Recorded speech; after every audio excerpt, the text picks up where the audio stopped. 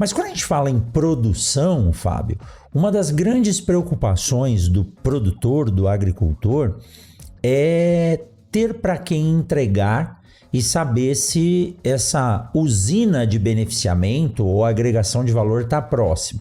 Você já nos disse no começo que o Brasil ele consome tudo que ele produz, então a venda ela é garantida.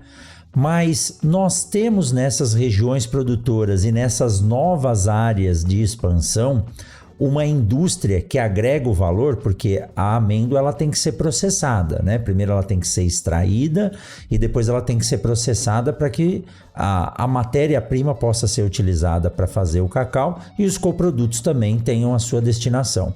Hoje nós temos uma gama grande das indústrias de processamento perto das áreas de produção e se não, nessas novas áreas, há projetos para a implementação dessa indústria? Perfeito, é uma excelente pergunta. Eu acho que o Brasil, com essa dimensão continental, é sempre um ponto de preocupação, né? A gente entender essa distribuição geográfica.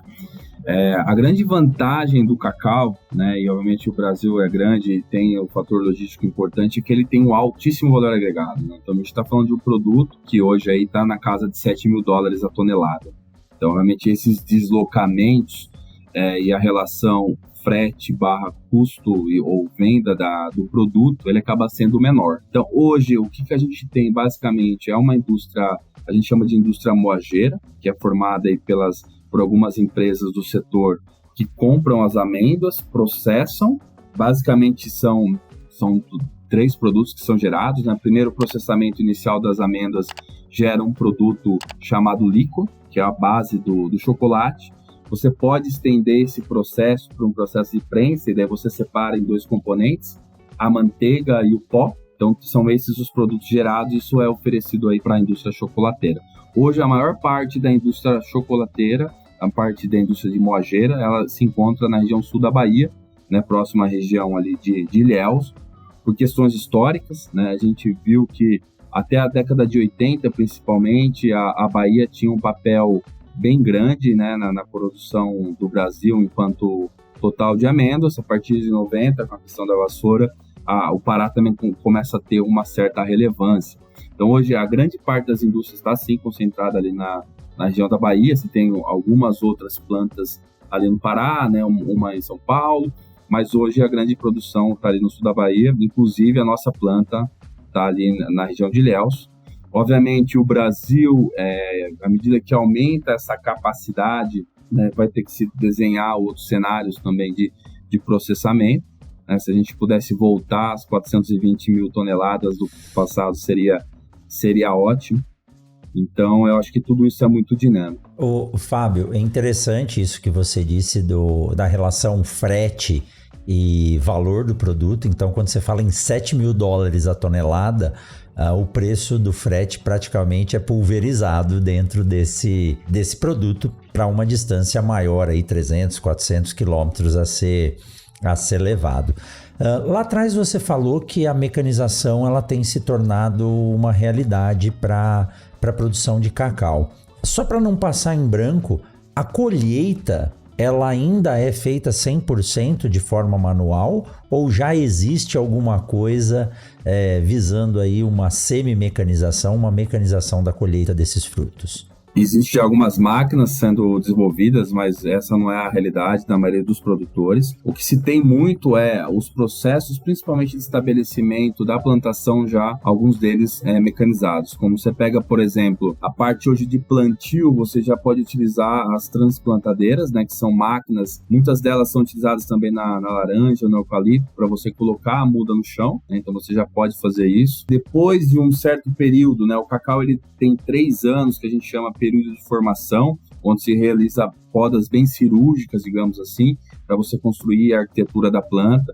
Esse período aí, obviamente, você tem que fazer podas manuais. Agora, todo o preparo do solo é muito similar hoje aos grãos. Então, toda a parte de preparo do solo, colocar a muda no chão, tudo isso é totalmente mecanizável. Após o 3º ano, você já consegue empregar a utilização de algumas máquinas para poder realizar as podas, então você tem uma mecanização bem forte entrando também. Hoje você faz o manejo e o espaçamento entre as linhas que possibilite você passar trator.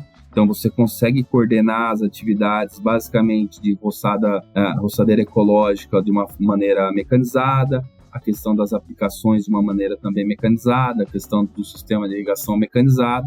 Hoje, o próximo desafio grande do setor é, de fato, você mencionou, a questão de uma colheita mecanizada, né? A gente está vendo como que a gente pode trazer tecnologia, tem muita empresa, né, inclusive de outros países, trabalhando com essa questão de colheita. E também o pós, né? O cacau, ele é uma cultura que ele precisa de uma unidade de processamento, né, após a colheita, que é o que a gente chama de packing house. É um sistema, né, diferente, obviamente, da banana, a banana também tem, mas é um processo em que você pega o fruto, você abre, né, você faz a despolpa, você separa a polpa da amêndoa e você faz o processo de fermentação. Então, hoje já tem equipamento, né, que alguns desses são utilizados no café também para fazer a fermentação, para você fazer essa fermentação e esse processo pós-colheita totalmente mecanizado.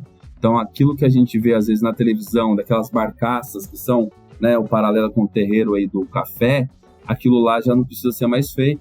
E também não seria muito viável quando você pensa numa plantação de 1.000, 2.000 hectares. Né? A gente fez uma conta esses dias e para uma plantação de 2.000 hectares precisaria de quase um campo de futebol de barcaça, 10.000 metros quadrados, para você poder secar as amêndoas. Então, imagina um campo de futebol, né, profissional para você fazer isso. E hoje tem tecnologia pronta, né, dessa unidade de processamento pós-colheita.